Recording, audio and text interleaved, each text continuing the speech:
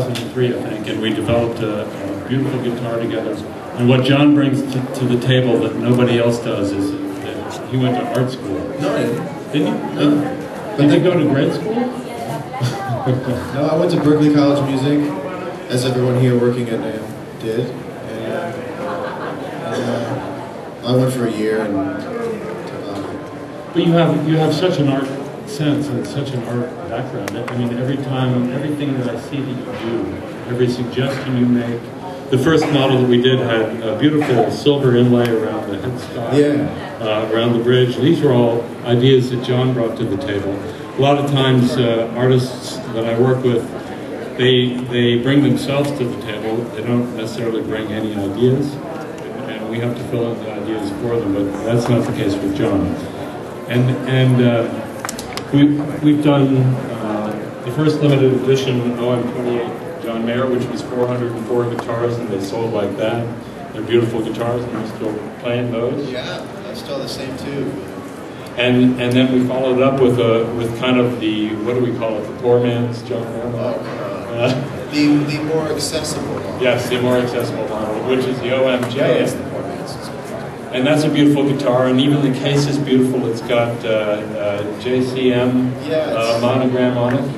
You know, I still think there's room to grow in the sort of aesthetic of the guitar. I don't think it's done yet. I don't think we've seen every combination or every iteration of a guitar design. So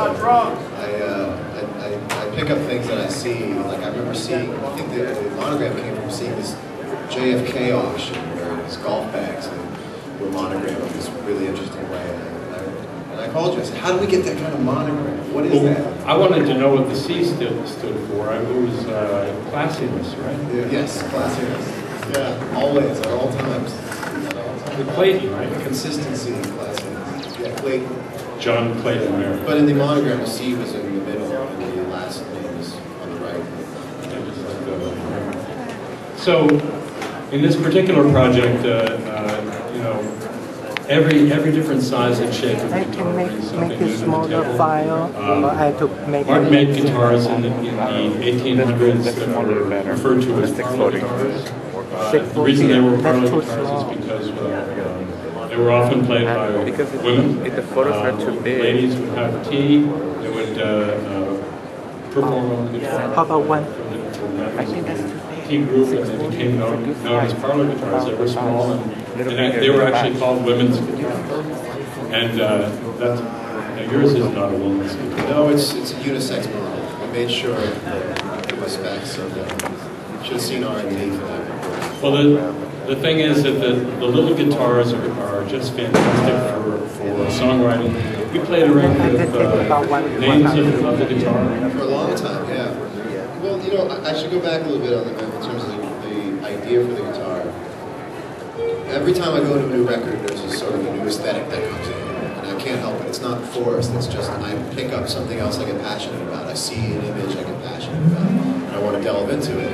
And this time around, the last couple of years, I've gravitated towards the double O model, or the triple O model, or the O model, and I thought there's something interesting. You normally see the smaller a guitar gets, the more inexpensive it gets.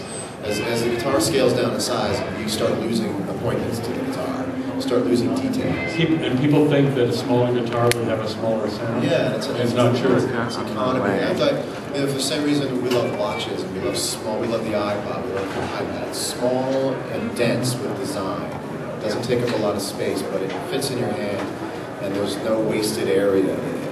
And where the Stagecoach edition comes to mind, or comes into play, is that I'm sort of a dreamer, crazy dreamer. Everything's a fantasy to me.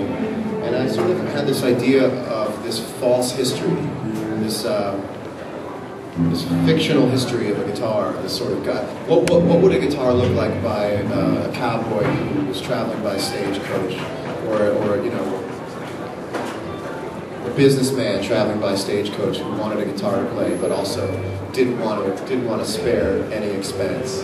Well, you see them, and that was the case. You know, that was the case. Guitars were delivered by Wells Fargo, and Pony Express and by railroad to Boston and Philadelphia and Chicago, and so that's really the heyday of these traditional guitars. The idea is, so this is a little bit of where the idea came from, so I have to be honest with myself about it.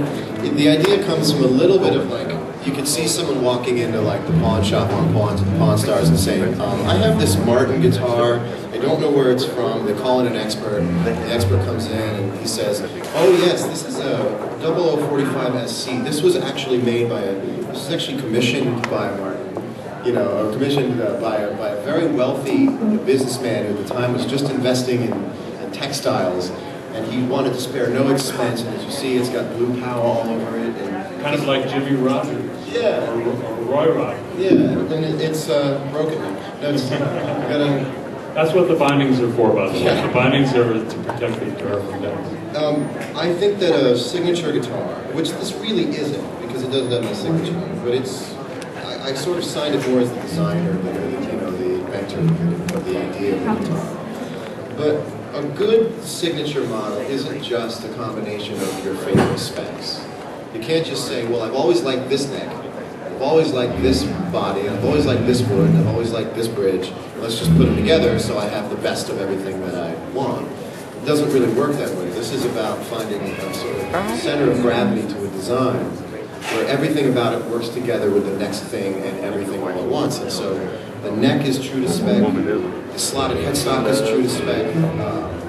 There's a few liberties, but for the most part, you pick up the guitar and it's not a hybrid of anything other than being a 0045 with an aesthetic to it, with a design build, sort of build to it that is really inspiring when you play it. It's really, it's got songs in it that you wouldn't have come up with otherwise. And that's what Mark Knopfler said when he got his guitar. He wrote it the whole album. And what an honor to have that happen. Maybe that'll happen with this. He said all he had to do is let the songs in. Yeah, it's an inspiring thing, and I think, there's only 25 of them, but I think it's going to inspire people to pick up this type of guitar. It's a 12-fret model with no cutaway. I think a lot of guitar players look at a 12-fret model with no cutaway as a very limiting sort of an instrument.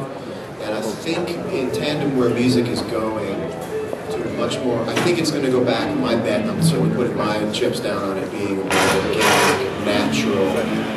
It's about, it has to, right? It's the next step, it has to, the circle has to come around again. Going back to lyrics, chords, and simplicity, and not dumb simplicity. I think this is sort of a guitar that turns the tide a little bit, where you don't have to, you don't need a cutaway, you don't need 19 frets of accents. The songs for this guitar are right here. That's where they live. And people have been doing just fine with it for many, many years, right? So this is Adirondack spruce top, Cocobolo, beautiful, beautiful Cocobolo.